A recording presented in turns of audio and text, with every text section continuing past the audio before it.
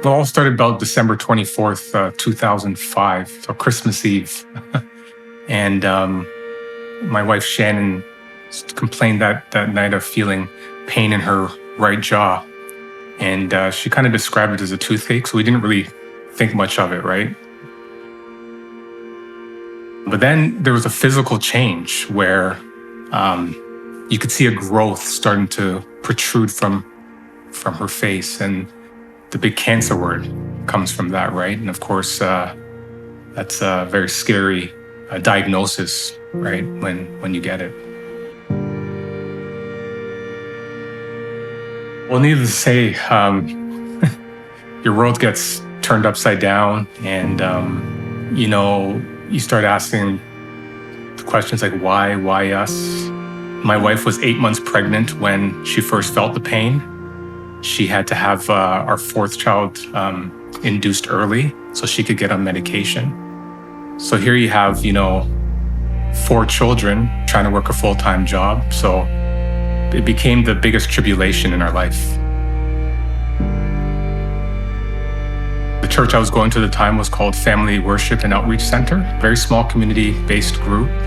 And the church community took on this characteristic that I would describe God the Father has. They became my comfort and my helper. We got this big news, went through this surgery, and now they're walking alongside us and they're lifting us up, not just spiritually, but also emotionally and physically. And then they talked with us and allowed us to be angry without being judgmental. Because when you're going through a situation like that, you need that community to hold you and just allow you to grieve in your own way. And then there was this 3-month period where, things were looking good and we thought, we might have had this beat. But then after 3 months, she started feeling pain again. The cancer had spread into her liver.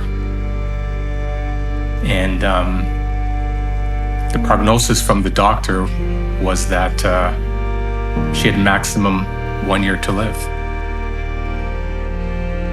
It's hard to hear that kind of news, especially when you have so much hope and you're praying and you're looking for that miracle of healing. How do you accept the fact that the person you love has like a real end date to their life? Very difficult to accept that.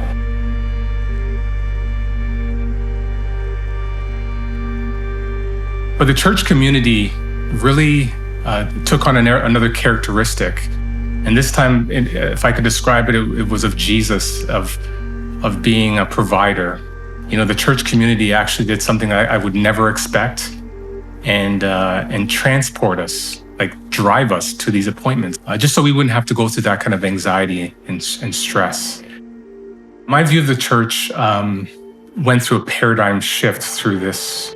The church takes on this practical characteristic of God. It's something that's built deep and built in this aspect of living life as a community together, going through things together. On October 31st, 2008, when my wife took her last very painful breath, you're at your all-time high with grief. And the church community did something that was really amazing to me. They coached me to feel it and not ignore it. But they took on the characteristic I would describe as the Holy Spirit, where they became my encourager. And they coached me to encourage others. So going through this ordeal really showed me that just going to church, that's not what it's all about. It's about being involved in the community and helping others. Even when you're at your bottom, I'm telling you, I was rock bottom, but helping other people brought joy into my life. With God's design of helping others, He actually gets you through your tribulations where you find joy on the other side. And He's done that in my life. Like I can say today that God has brought another woman into my life that I can share that love with. We are put on this earth to be that light that shines in our community. It's possible for us to shine that light alone, but man, when we come together, the light just shines that much brighter. In November of last year, an opportunity came for me to move to St. Catharines. When we made that decision, one of the biggest things that we were looking for was a community church that we could get involved in, because we were very involved with our community church back in Curtis. The first Sunday that we came to Central, we didn't feel like a stranger when we first walked in the door. And that's huge. They don't want anybody left out. So right away, we joined a community group. The connection and the bonding that we felt from this group, it was very intimate. We could open up with anything in our lives. And it was like, we just wanted to be there for each other. So the church is not just a building, right? It's, to me, more, what are we doing outside of the building to glorify God and to be that light that shines in the world?